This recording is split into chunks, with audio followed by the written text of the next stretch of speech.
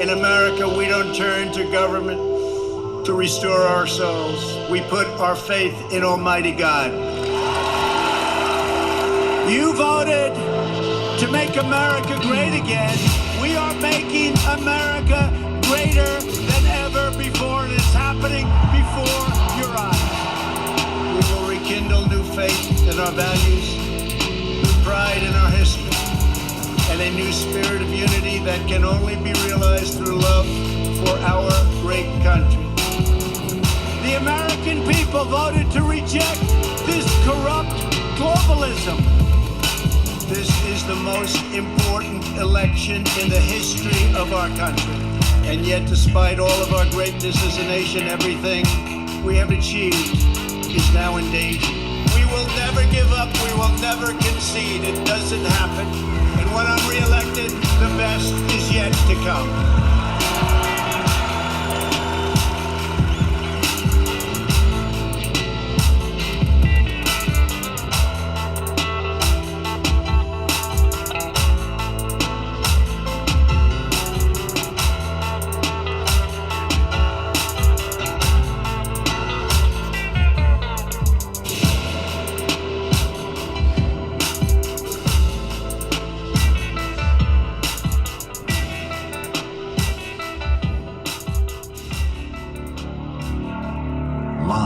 From America, you're listening to the Hip Hop Patriot, Jeremy Herrell.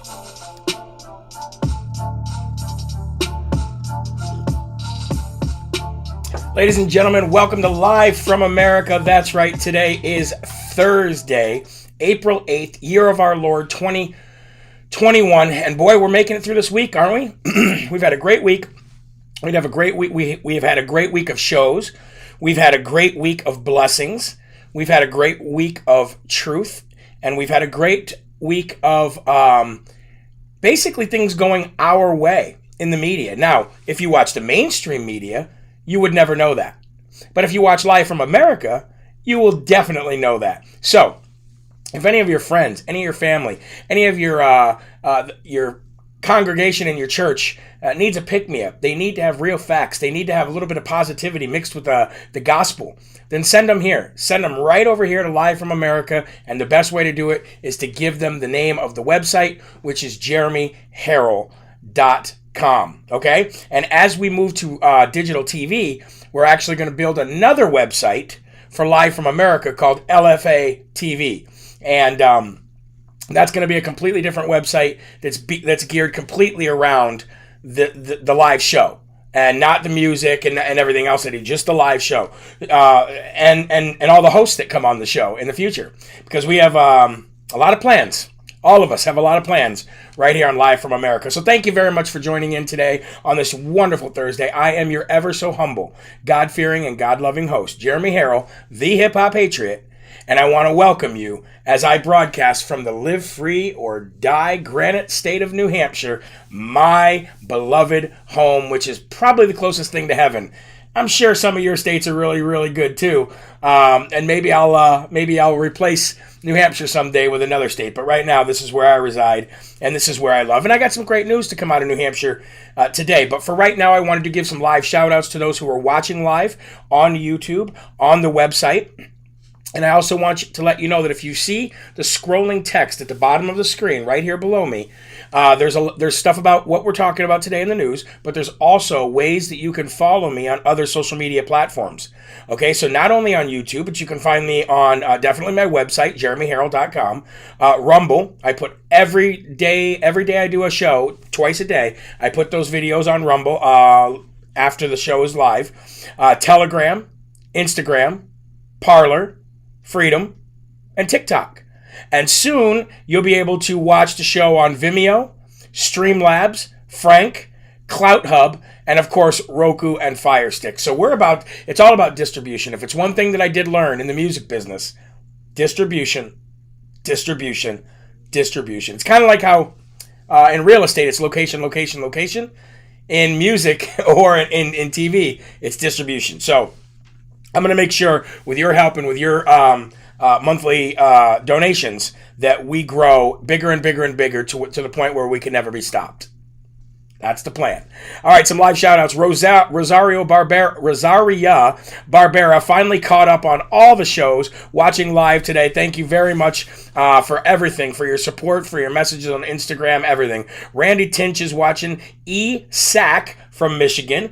Gina McQuillan from Iowa. Aaron Johnson is watching. Denise Martinez says, give us some good news. I got a lot of good news to give you today because the whole show is built around the phrase Rebirth of America, which is also a title of one of my songs.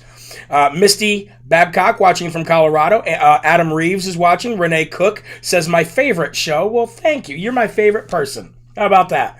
Joni Wyatt watching from Claremont, New Hampshire, right here in my beautiful hometown. Let's see, we've got Judy Campo says, shout out here, please. There you go, Judy. Great to see you. God bless you, and thank you for joining in today. Chantel from V, must be Vermont. Deborah Wilden from Ohio. Mandy Bell is watching from Pennsylvania, which I will be in Pennsylvania on April 24th on the steps of the Capitol. Kenneth Rushing is watching from Indiana, and we got some good news to give you out of Indiana, too. Your Attorney General, he's on fire right now. Natasha Garrison says, looking sharp, Jeremy. Well, thank you. I appreciate that. And one more, Lisa Stout from the wonderful state of Tennessee. I would also like to give some special shout-outs here. The first one to Nita, and I hope I say this last name right, Nita Theriot. She has given me some homemade stuff here. Let me get it here. There we go. She's given me dog treats, and hold on, I want to see what she wrote down a homemade blueberry preserves and some dog treats she's enclosed for me. So I want to thank her for doing that. And this is the greatest thing about this, guys, is I get to see so many different gifts from so many different people showing me the gifts that you have. You know, that's what I titled this morning's verse, was all about gifts that were given from God and how we bless others with those gifts. And all the stuff that comes in here, so much stuff that is made from you guys, painted from you guys, handcrafted from you guys. Those are the blessings that you give to other people that God gave you, and God should trust you with those gifts. So thank you very much. I'd also like to thank Lisa Cummings because she sent me a couple great things here. The number one, my favorite thing, she sent me this magazine, with Rush Limbaugh magazine, with him on the front of it, with a great picture of him. And on the back, Rush Limbaugh and President Trump golfing together. And this is a tribute to a legend edition. And Donald Trump, the quote on the back is, he loved the country, he loved his wife, and his family, and he loved his fans. Donald Trump, 45th President of the United States. She also sent me a whole bunch of which I'm going to utilize so much, especially wearing these sport coats. All of these different pins. Amazing pins. Jesus pins, cross pins, pins for Christ. And I just can't wait to wear every single one of them. So thank you so very much. Guys, let's get right into it today. We're going to give our honor, our love, and our attention to the Lord by reading the verse of the day today, which if you follow my newsletter, if you've signed up for my newsletter, you get every single morning. So make sure you sign up for the newsletter if you haven't yet, and it's on the first page of my website. Scroll all the way to the bottom and sign up for the newsletter. The verse of the day is from 1 Peter, and we read from Peter yesterday too, but there's a lot of great messages in there. And I got this from YouVersion today, 1 Peter 4:10. God has given each of you a gift from his great variety of spiritual gifts. Use them well to serve one another. And what I wrote to follow that was, what a great verse, especially as Christians. We are to love and serve one another. It's our job to set that example. Many of us fall short, but it's okay. We're going to fall short. We will from time to time. We're only human. But it's what is in your heart that counts. And I wrote, every one of us are equipped with some kind of a gift. Every one of us. A gift that is meant to be shared with others in order to strengthen their faith in God, especially when we use those gifts to publicly let people know that it's from God, not us. All glory goes to God. God thought long and hard when he was making you, and he thought long and hard when he was making me. about what gifts from his infinite amounts that he has in heaven that he would give to you. However, there is a condition attached to that gift. You must use it wisely. You must use it wisely. Think about your gifts for a minute. Every one of you, stop for a minute. Think about what you're good at. I'm not reading this here now. This is me speaking to you. Think about what you're good at. Think about what gifts you have that somebody else doesn't have. Something that you can do better, or something that you can only do that nobody else can do. Think about that for a minute as I read the rest of this. And apply whatever it is that you're thinking about in your head right now to what I'm about to tell you. Okay? Think about how good you are at them. Now think about how you have used them to help or bless others. We have to manage them well and be good stewards. If you can show God that you can use his gifts to you wisely, then blessings will flow through you. God wants to give you more, but he won't if you can't show him that what he's already given you is being put to good use. So today, think about how you can make someone else happy with your gifts. Apply it, and then continue to do it day after day. I found what my gift was in 2017, shortly after I started my journey with Jesus. And every day I'm using it more and more to help others or bring them to God. And it's the best feeling in the world. Amen? So I hope that helps you guys think about the gifts that God has given you. I hope it helps you utilize some gifts that you've been given that maybe you haven't used in a long time. Like that painting of President Trump hugging that flag that was sent to me the other day. She told me that she used to love drawing and love painting, and she finally, after about 50 years, picked it back up again and started doing it. And look at the result. Look at that blessing that she gave me. It's tremendous. Amen? All right, ladies and gentlemen. Let's get to the Lord's Prayer. Let's give him that honor, and then let's get right to the show for the first and foremost section today here on Live from America. If you can say it out loud, then say it from your lips to his ears. If not, say it internally for the Spirit to hear it, with a smile on your face, I might add. Here we go. Our Father, who art in heaven, hallowed be thy name. Thy kingdom come, thy will be done, on earth as it is in heaven. Give us this day our daily bread, and forgive us our trespasses, as we forgive those who trespass against us. And lead us not into temptation, but deliver us from evil. For thine is the kingdom, and the power, and the glory forever. Amen. And I would like to say to that one person who's already watching the video decided to put a thumbs down on any of the great things that I just spoke about concerning God. Nobody cares. There's always that one person, right? Every single time. All right, folks. If you're new to the show, welcome. And I always ask in the beginning of every show, if you have forgotten, please jump out of the chat, reach down, click that thumbs up button. Please like the video. And if you can find a few more seconds out of your time to copy the link and share it, whether it be through email, whether it be through text message or over on social media, please get 1 or 2 or 3 or 5 or 10 or whatever it is, people to watch the video right along with us, and we can share the wealth. Right? All right. Welcome to the 92nd day of military occupation on our nation's soil, in our nation's capital, which we pay for and provide for everybody, including the people that are receiving a paycheck, to block it all off from us. And welcome to the 385th day of 15 days to slow the spread. And I will say, a lot of people are starting to give up on that narrative. And when I say people, I mean Democrats. Even Disney has now said that they are going to allow people in there without masks as long as they're outside. The narrative is falling. That carrot that they've been waving in front of our face, which is our freedom, is closing in, and they're starting to fail. Okay? They're starting to fail.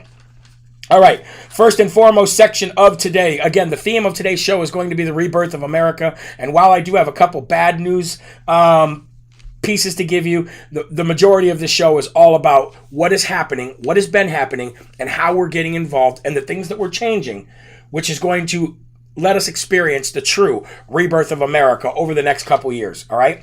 But first things first, I want to highlight how incredibly weak Resident Corn Pop is in our White House and how much of an embarrassment it is to all of us patriotic, strong-willed, God-loving, God-fearing people from sea to shining sea of this amazing country.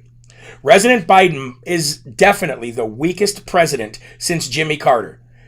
I was going to say since Barack Obama, but even Barack Obama, even his charisma and his agenda, which was a bad agenda, made him seem stronger. Even bowing to everybody all over the world, going on that apology tour, still made him seem stronger than weak, feeble, feckled, I can't speak, muzzle me a little bit more, trip up the stairs, creepy, sleepy, sniff your child, corn pop, cockroach Joe Biden.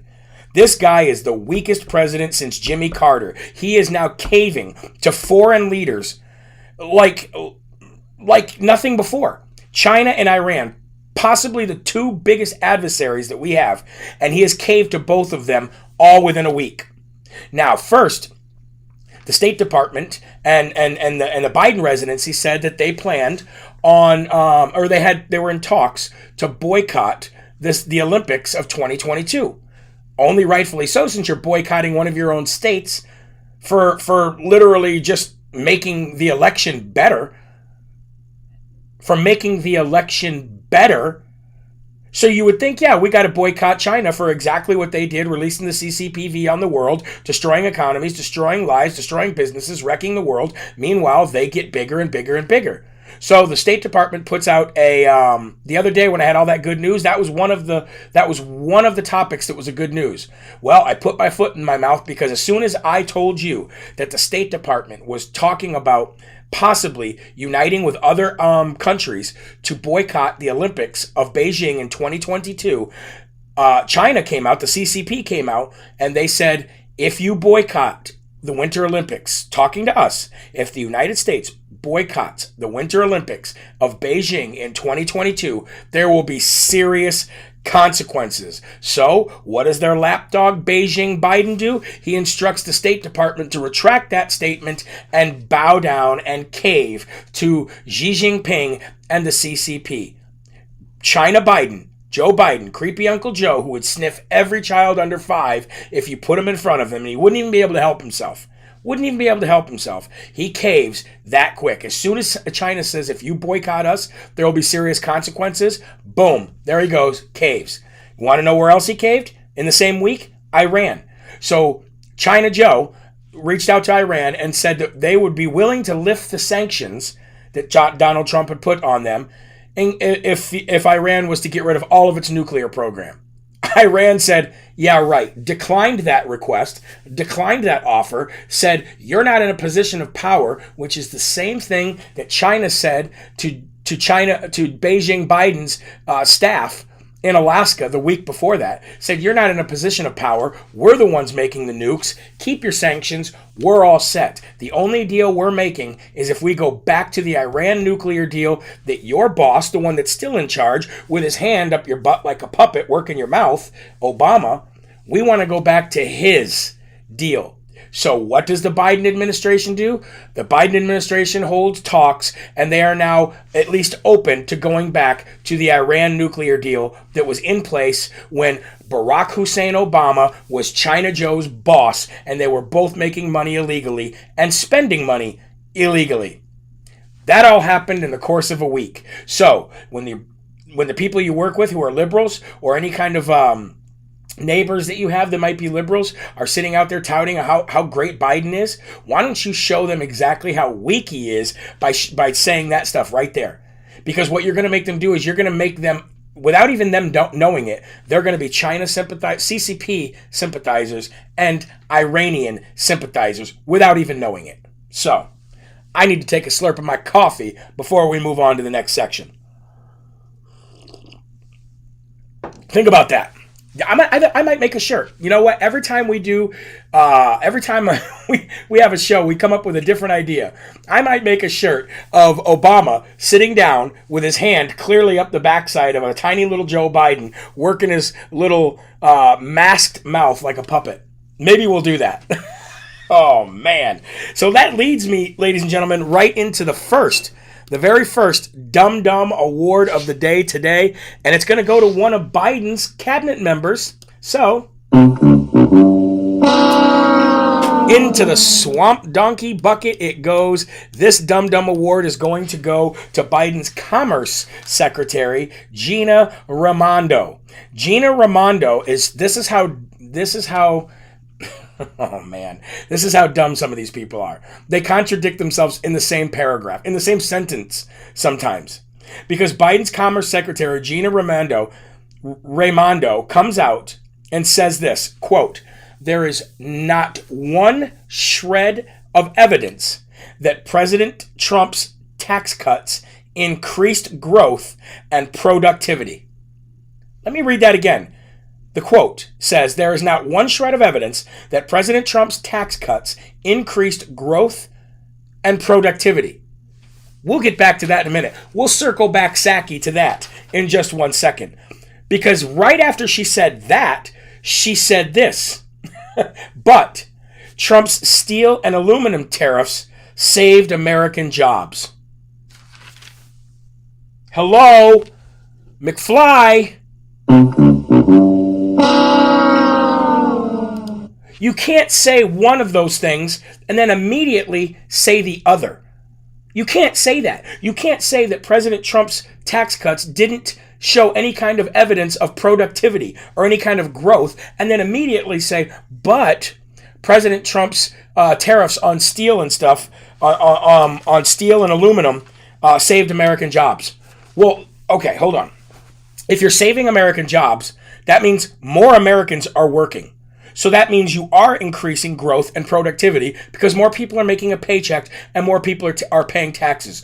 Duh. That is just like literally duh. For all you children who are watching out there, sometimes I do have to apologize to you because I know your parents probably tell you to not call people names and stuff like that. But you know what? It gets to a point in this earth where you do got to stand up and call somebody exactly what they are when it ruins your life and it ruins your future. And that deserved a Dum Dum Award of the day. Because how dumb can you be to say one of those things, to say that there's no growth and productivity, but in the same thing just say, but it saved American jobs. Meanwhile, let's circle back Psaki to the first thing that she said. There's not one shred of evidence that Trump's tax cuts increased growth and productivity. Okay? How many records were set in the stock market when President Trump was president? More in his 4-year tenure than any other president of any time, even with double that time. Okay? Took the unemployment rate from, where was it when Obama was in office? Like 9%? All the way down to hovering around 3%. He lifted more minorities, and if you're talking about minorities as in skin color, more black, more Asian, and more Hispanic people had more money, increased their wealth, and had the lowest unemployment in those 3 separate categories that you like to divide and label us as. But since you want to divide and label us, let's talk about the truth. Every one of those groups of people did better under President Trump than any other time in history. Oh, let's also throw in women. Women unemployment was at its lowest it's ever been, and women CEOs, there was a higher number of women CEOs and millionaires than there ever was at any other time in history. Jobs actually came back to the United States, and the CEOs made sure that they told you the reason they were coming back was because of President Trump's tax cuts. Other jobs, other CEOs, like Ford, decided not to leave the United States and stay here. But as soon as Beijing Biden came in January, Ford announces, oh, we're moving one of our plants to Mexico. I can sit here all day long, every single day, every hour of every day, and tell you what President Trump did for this economy that was better than any other president. And you got this Commerce Secretary coming out and talking this way out of this side of her mouth, but then switching to this side of her mouth and saying something completely different, which really just contradicted herself and made her look stupid. It's not too hard to figure out, guys. That's why she gets the Dum Dum Award of the day. All right. Speaking of dumb, the House of Representatives is set to vote the week of April 19th on whether or not to make Washington, D.C. statehood. Dumb. You know what? I'm going to do it. I'm going to do it. I was going to save it, but I'm going to do it. Here we go. And that's a big swamp donkey bucket right there. The House of Representatives is going to vote the week of April 19th to make D.C. a statehood. Okay, first and foremost, the reason why the Founding Fathers didn't want our nation's capital inside of a state is because it would give that state, it would be an unfair advantage. Every other state, no matter big or small, would be an unfair advantage for them states to compete in any way, shape, or form with the state that held our nation's capital. That was the reason. That was the reason that our founding fathers did not want our nation's capital inside of a state. They did not want to have that unfair advantage for anybody. They wanted everybody to be equal, and then that's why it's called the District of Columbia. Dum-dums, read a book. So for you to even try to make this part of a state just to further Democrats' representatives in the House and representatives in the Senate and more votes and this, that, and the other is preposterous. It's ridiculous. It's stupid, and it goes against everything the Founding Fathers wanted. And you want to know something? That yes, you're right. There's a lot of things that have changed over time. When you're talking about the Second Amendment, even though rights shall not be infringed, I can understand at least the argument, even though it's wrong and I don't agree with it, I can understand the argument of they didn't have machine guns back when they made these laws. I can at least understand that argument. But this argument, nothing's changed. It's still the nation's capital. It's still where the president resides. It's where the House of Representatives resides. It's where the Senate resides. It's where the Department of Justice and the FBI resides. Nothing has changed since then. Nothing. So for that simple reason right there, because of the fact that it gives every other state an unfair advantage, you cannot do it. Now, here's the good part about that. In order to make D.C. a statehood, you don't just need a majority. Now, in the House, all you need is a majority. But when you go to the Senate, you're going to need 60 votes. And I am pleased to tell you, ladies and gentlemen, because of your determination, because of your efforts to have a rebirth of America where people are involved, people who want to get involved, people are making a difference by letting their voices be heard, something we have not done in the past 5, 6, 7 decades. America has given up its voice to the federal government because Americans didn't want to be bothered. Now, they've been socially engineered by the federal government in order to be that way, so they would give up all their rights unknowingly, which is what's happened decade after decade after decade.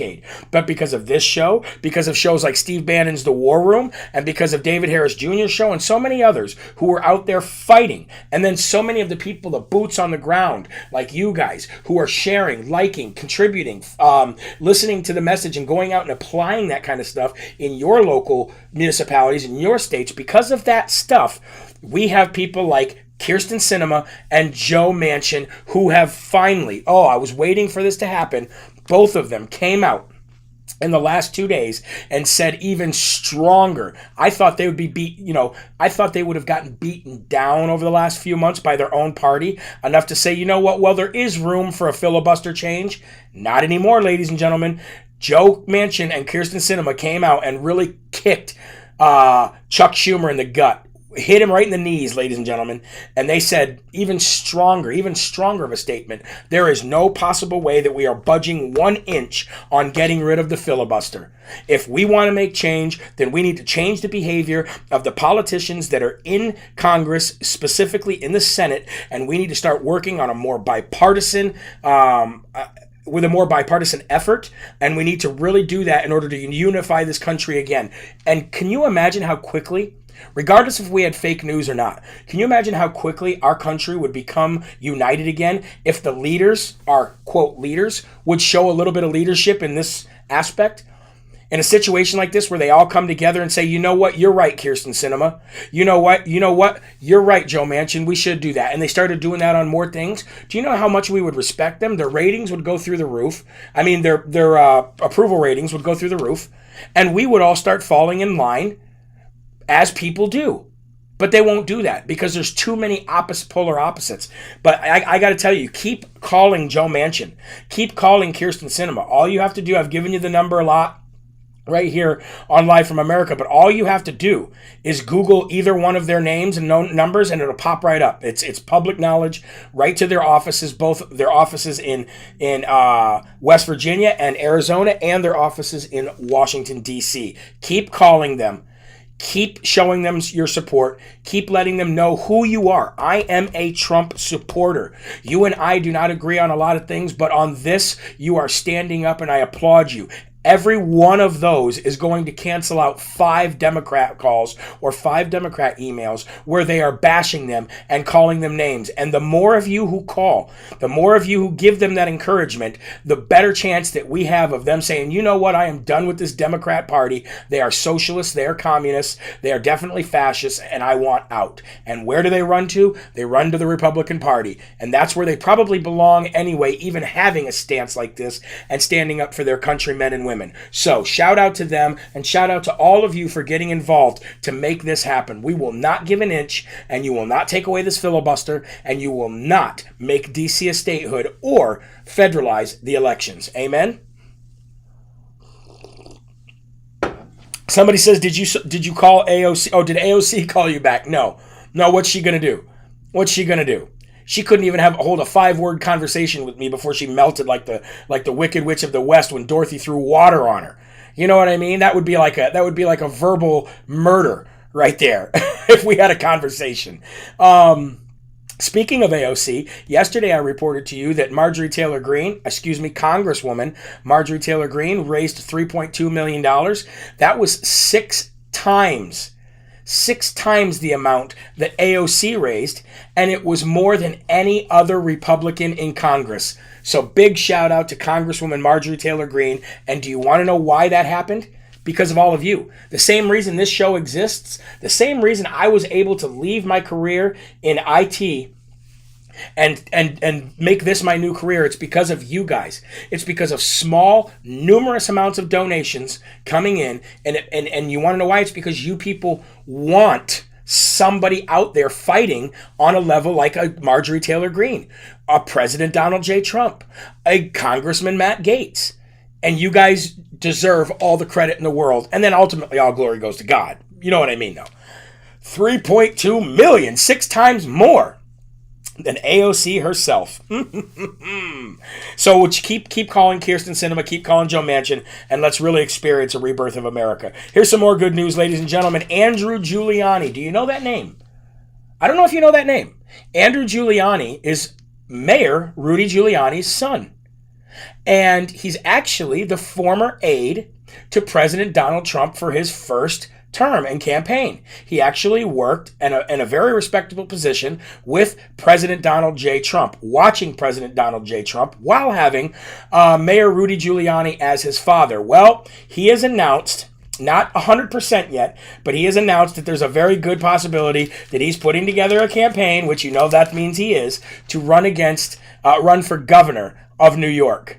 And that would be huge. Why? Because New Yorkers, they love Rudy Giuliani. Rudy Giuliani is a rock star. Much like Donald Trump is to the United States, Rudy Giuliani is a rock star to the city and the state of New York. People in New York love him because he was strong. He was strong against terrorism. He was sympathetic. He was empathetic. He was strong on crime, cleaned everything up. Did he do everything perfect? No. None of us do. None of us do.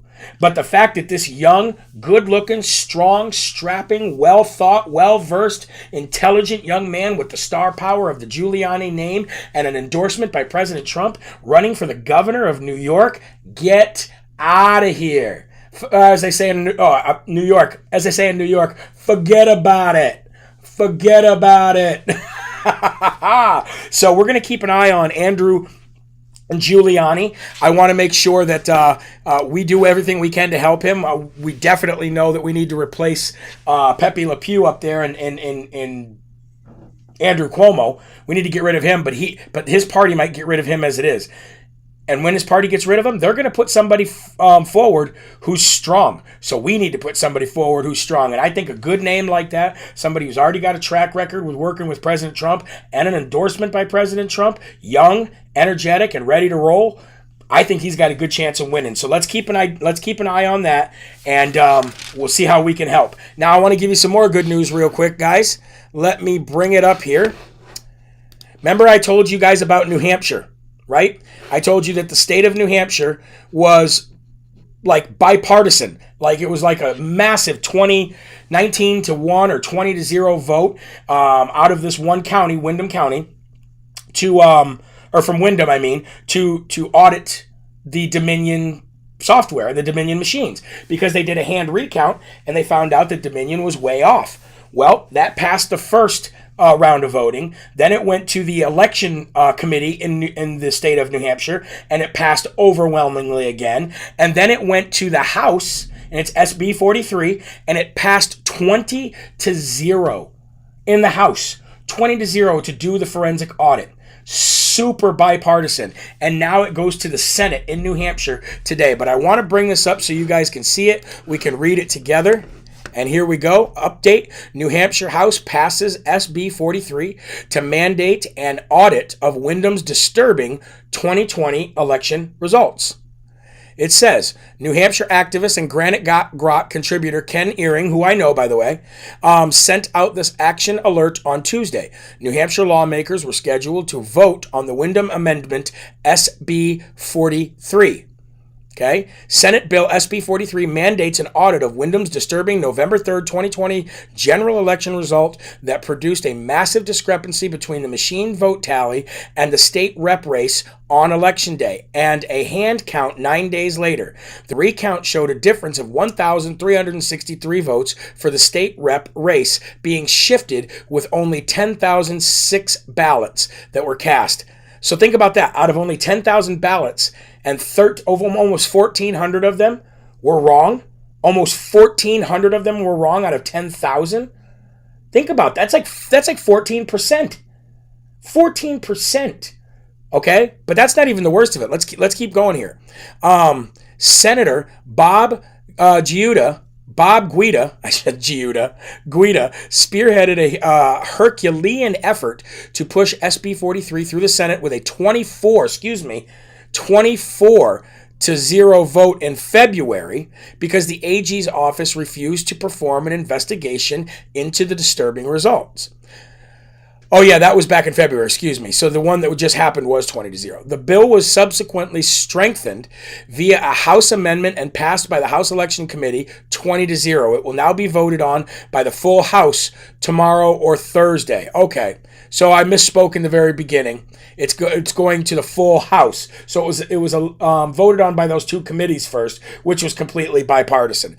The passage of SB 43 into law is critical to ensure election integrity is verified not only in Wyndham but across New Hampshire. And this is the kicker right here, because the same machines are used to count 85% of all votes in New Hampshire. 85% of all votes in New Hampshire are used with these machines. And then on Thursday morning, we received word from the GOP, Dave Strang, that the bill passed through the New Hampshire House. Just a quick FYI email, SB 43, the New Hampshire bill that will compel the AG and the Secretary of State to investigate the Wyndham voting anomaly, passed the House of Reps today by a virtue of being on the consent calendar. This is where bills that are expected to pass without opposition go. Because this bill was modified by the House Election Law Committee, where stronger language was inserted, it must be revoted in the New Hampshire Senate. That could happen. Now, when it first went through the Senate, it was 24 to 0. Remember that. That could happen as early as tomorrow. I expect it will pass the Senate without opposition. No one in the New Hampshire legislature has voted against this bill yet.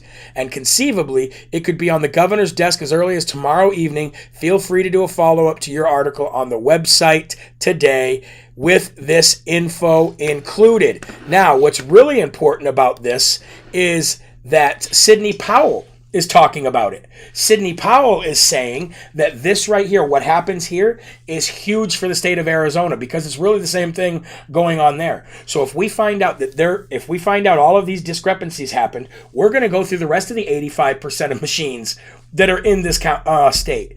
And Arizona is going to do that with Maricopa County. And when they find the same thing that we found here, they're going to go to every other county in Arizona, and on and on and on it goes. And you're going to see it happen state by state, and we're going to get the full spectrum of the fraud that happened. So we've already talked about state legislatures changing election laws and increasing election integrity by getting rid of mail-in ballots, getting rid of mail-in drop boxes, dump boxes, making sure that they really cut early voting and that they don't do any voting after a certain time. That's all good, but all of you have been asking me, what about the Dominion machines? What about the Dominion machines? As long as they have those, they'll always be able to do whatever they can do. This is the start of getting rid of Dominion right here. The more proof that we can show state by state that Dominion machines are non-reliable, the more opportunity and the more likely it is for all these states to get rid of them before 2022 and definitely by 2024. Yes, we know Arizona's having some challenges. That's because the left is threatening to sue the companies doing the audit. That won't work, by the way. It won't work. So, ladies and gentlemen, what you're starting to see is people actually getting involved. The senates, the state senates, the state reps. I told you for months now, the power belongs in the state legislature. And that power is only given to them by you, the people who live in those states. So if you get involved, automatically you're making a difference. And we're about to experience a rebirth of America. Amen? Okay, we're going to give a Smarty Award, our first Smarty Award of the day. And I do got a new sound for the Smarty Award, so let's hear that.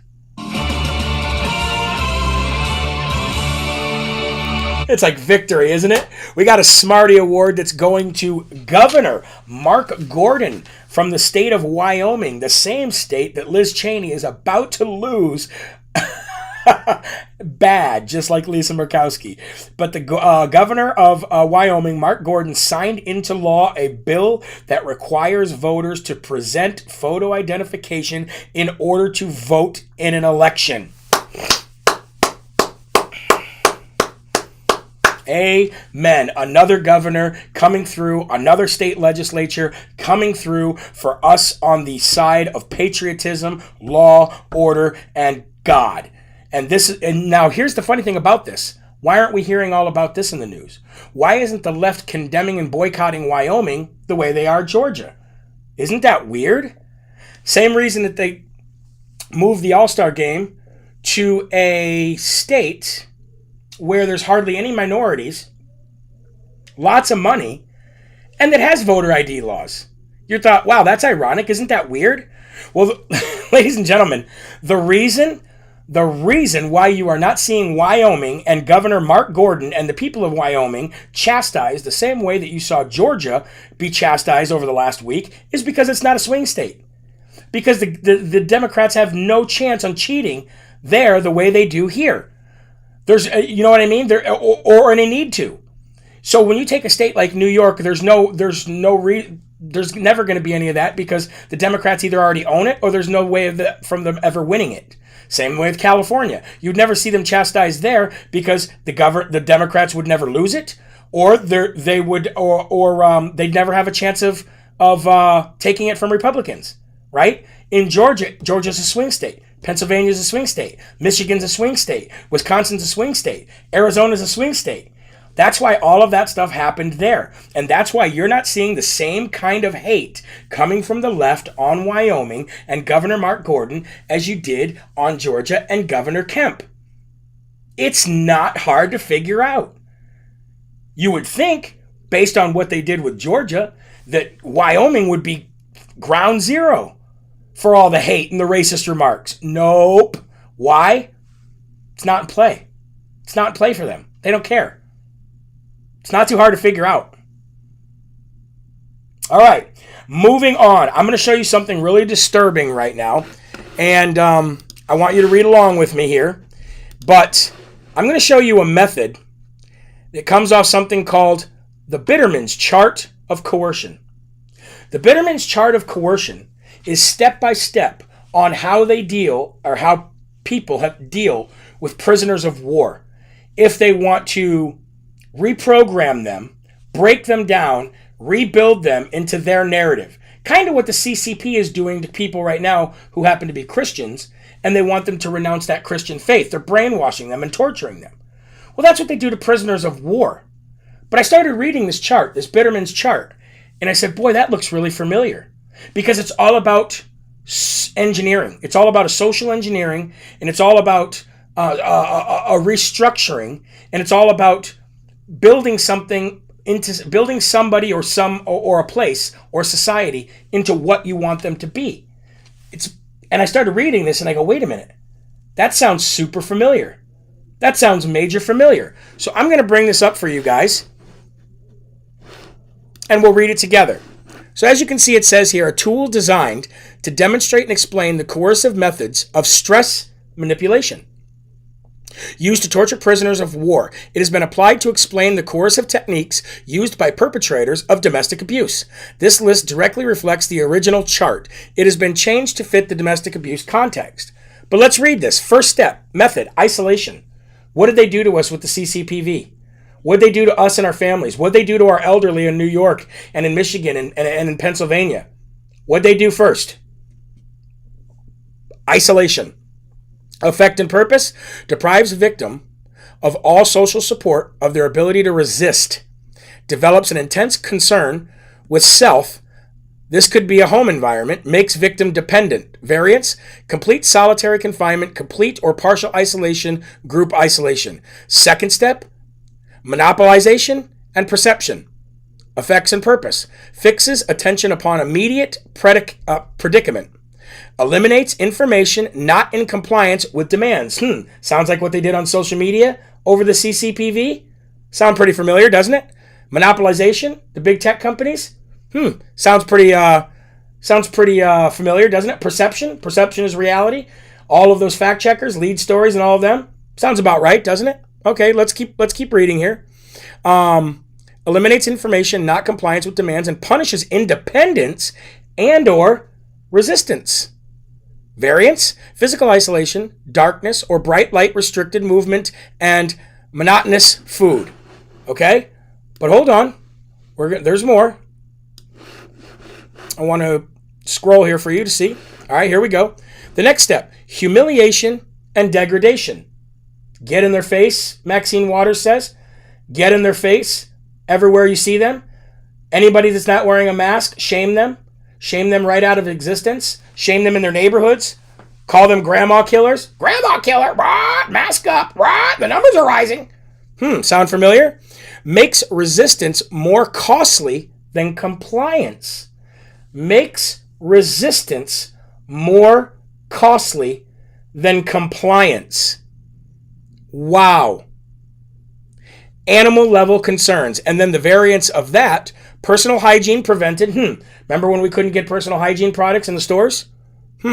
Demeaning punishments, insults, and taunts. Denial of privacy. Wow. Denial of privacy. That sounds familiar. Let's move on. Exhaustion. Effect and purpose. Weakens mental and physical ability to resist. What do you think that this last year has done to people? What do you think it's done? It's caused them to gain weight. They took away your gym memberships. They wouldn't let you go to the gym. They wouldn't let you work out. They wouldn't let you have a good state of mind and a good state of physical fitness. Think about that, guys. It's exactly what they're doing right now and what they've done over the last year. Variance, semi-starvation, sleep deprivation, prolonged interrogation, and overexertion. Let's move on to the next one. Threats. Creates anxiety and despair. Outlines cost of non-compliance. How many threats have people gotten to if they don't wear their masks or if they don't get their vaccination? How many people have been thrown off planes and embarrassed? Sound familiar? Those are the threats. And it creates anxiety so that you'll comply. Variance, threats to kill, threats of abandonment, non-return, threats against family, vague threats, mysterious changes of treatment. Let's move on to the next step. Occasional indulgences. Positive motivation for compliance. Get the vaccine, you can go on a plane. Get the vaccine, you can watch an NBA game. Get the vaccine. You can travel with your family. You don't have to wear. Get the vaccine. You don't have to. Quarantine when you come back from vacation. Positive motivation for compliance hinders adjustment to deprivation. Okay, we'll skip the variants. Let's move on to the next step. Demonstrating omnipotence suggests futility of resistance. Killing grandmas. You're going to destroy everything. There's going to be another fatal flow of coronavirus strands. Oh, another epidemic is coming. Oh, watch out. If you don't listen, we're all going to die. You're killing everyone. And then the very last one, ladies and gentlemen, is forcing trivial demands. Develops habit of compliance. Develops a habit of compliance, meaning that once they can make you comply to something over a period of time, treating you this way, then the next time that they want you to do something, all they have to do is snap their fingers. And it says it right there. You develop a habit of compliance. Is that not scary? What I just showed you, is that not scary? It's called the Bitterman's Chart of Coercion. Google it. Bitterman's Chart of Coercion. When I read that, and I read down through that, I said, oh my Lanta. That is exactly what happened to us in 1 year time. 385 days of 15 days to slow the spread, and look at the United States.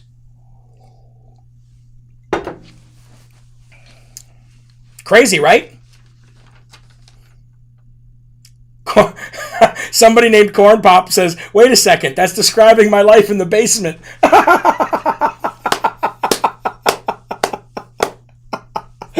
Oh, I love the name and I love the comment.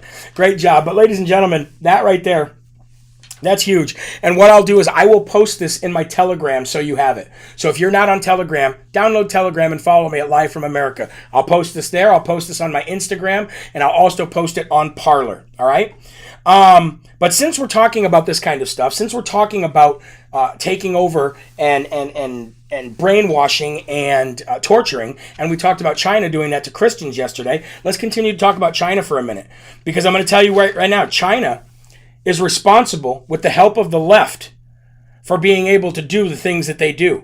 But something else that the left has helped China accomplish is this: weakening our economy, weakening everybody in the United States, weakening our businesses, and as a result, wait till you hear these statistics. Beijing has just replaced New York City as the home of the most billionaires. Beijing, China, has just replaced New York City, the Big Apple, as the home of the most billionaires. Oh, but wait, there's more. Hong Kong is third on the list. So you got Beijing, which is number one, New York, which is number two, Hong Kong, which is third on the list with 80 billionaires. Shenzhen, China, is fifth on the list with 68 billionaires, and Shanghai is sixth on the list with 64 billionaires. That means China's cities of Beijing, Hong Kong, Shenzhen, and Shanghai all hold in the top 6 of the top billionaires in the world. And that just happened over the course of the last few years. And you don't think that the left here helped create that? That is why they own us. That is why they own our politicians. That is why Stretchface Armstrong gets 4 facelifts a year, but has $12,000 ice cream. That is why Pencil Nick Adam Schiff continues to do what he's doing. That is why, what's his name? Eric Fartwell got to sleep with a Chinese spy and nothing happens because of it. That is why Coca-Cola, Delta, United, Southwest, and all these other ones are boycotting people, and they don't even know why they're doing it. But they're doing it because the CCP told them to do it. The more you know, right, folks? We're going to give another Smarty Award, so I want to make sure that we have this up and ready to go. Another Smarty Award here on Live from America. And this Smarty Award is going to go to Representative Mark Fincham of Arizona. I got the pleasure of meeting Mark Fincham in Orlando. Great guy, and I don't think anybody in Arizona has fought harder than Representative Mark Fincham as it relates to election fraud and trying to get some election integrity going in Arizona. And this is what I'm talking about, ladies and gentlemen. This is one of the examples. This might be the premier example of what I'm talking about. Use the gifts that God give you, get involved, and if you already are involved, then find another way to get involved in order to change what's happening, in order to stop what is happening to this country and bring back a little bit of what God blessed this country for in the first place. Representative Mark Fincham is now planning to leave the state as a state rep, and he has just launched his campaign to run for the Secretary of State of the beautiful state of Arizona. And he's going to be running on fraud-free elections. If he wins as the Secretary of State in Arizona, which I think he will, that means he, other than the governor, he is the man when it comes to elections in the state. Secretary of State. That's the one of the biggest roles you can have, is the election integrity of your state. So he has just launched his campaign to run on fraud-free elections, and he'll probably win it. That's why he gets the Smarty Award today, and more people are doing exactly what Representative Mark Fincham is doing. More and more people are doing it. You've seen Marjorie Taylor Greene do it. You see people running for school boards. You see people running for state representatives, comptrollers, county commissioners. You see people leaving House of Representatives and moving up to run for Secretary of State, because they know that as long as we are not in these seats, we don't have any power. As long as we do not stand up and give our time, and it's with a lot of prayer. You got to ask prayer. You got to ask God when praying, what do you want me to do? Show me what you want me to do with the gifts you've given me. And I guarantee you, he will light a path for you. Ladies and gentlemen, the gospel is the light, and it shines a light on the path that you are to walk. Find out where you can get involved so that you can help keep this country from falling into what China is today. Amen. So make sure you reach out to Representative Mark Fincham. Again, his stuff is all public. Just Google it and let him know that he has your full support, and you'll help him out in any way. And if you can contribute $1, $2, $3, $4, $5, help him out. It's the only way us conservatives are going to stay together. It's the only possible way, is if we help each other out, whether it's sharing, contributing, donating time. It's the only way that we grow. Otherwise, we're up against, it's David and Goliath, guys, and we're David. But spoiler alert, we win. So, I'll give you a little bit more good news here. The United States National Archives and Record Administration says that it is now working to make publicly available all of the tweets that came from President Donald J. Trump's suspended Twitter account, because they belong to we the people. This is why I love our republic, because there are divisions of our government that are completely not in the chain of command. Biden or anybody else cannot go to certain divisions of our government and say, you must do this, because they are completely independent from any kind of scrutiny and completely bipartisan. And that's what I love about the United States National Archives and Record Administration, because they said, no, wait a minute. All of those tweets that happened from Donald Trump while he was president belong to we the people, and they are working right now to make every tweet that he ever did publicly available. And I love that, because now we have something to go back on and go, see, he tried to tell you. He tried to tell you. So big shout out to them. And I want to end the show today with talking about Indiana's Attorney General, Todd Rokita. Todd Rokita announced, and he's the Attorney General. I've been telling you, email your Attorney Generals. Get involved with talking with your Attorney Generals about all of the laws that are being broken. Well, ladies and gentlemen, the Attorney General of Indiana, Todd Rokita, announced yesterday that he has formally launched a full legal investigation into the 5 big tech companies, Amazon, Apple, Google, Twitter, and Facebook, for purposefully harming Indiana consumers through business practices that are abusive, deceptive, and unfair. Shout out to the Attorney General of Indiana for growing some courage. Probably already had it anyway, but courage is contagious. And another thing that is pushed him in the right direction is all of you calling your AGs and telling them to get involved, because AGs and sheriffs have a lot of power. Kimberly, yes, you did send me the list of AGs. Thank you so very much. God bless you guys, man. What a great show today. As always, you guys make the show what it is. You guys are the ones that share it and get it out to the masses. And you guys are the action item determined people that are the lifeblood of this show. So thank you so very much. It's been a blast. This is going to wrap up today's show here at 11 a.m. for Live from America. We will be back at 5 p.m. as always tonight for Live at 5 with more amazing stuff from our awesome country right here from the Live Free or Die state of New Hampshire with your host, Jeremy Herrell, the Hip Hop Patriot. And remember, as you go throughout the day, look for somebody to bless. And just keep it in mind that there are right ways on this earth. There are wrong ways on this earth. But there's only one Yahweh in eternity. So stand up tall, keep your shoulders back, keep your chest out, and keep your head up high to God. Because you are a child of God. And no weapon formed against you will ever prosper. God bless you guys. Visit JeremyHerrell.com. Check out all of the new gear. If you're a donor, you have your donor code for the month to get your 20% off. I encourage you to go do so we can rack up some more money for the family farmers at the end of April. All right? See you guys later. Have a great day. Be blessed and be safe. Rebirth of America. Been a long time coming and we all learned something that we won't ever give it up. No way. Long as I'm bleeding, I'ma never stop screaming that we first in America.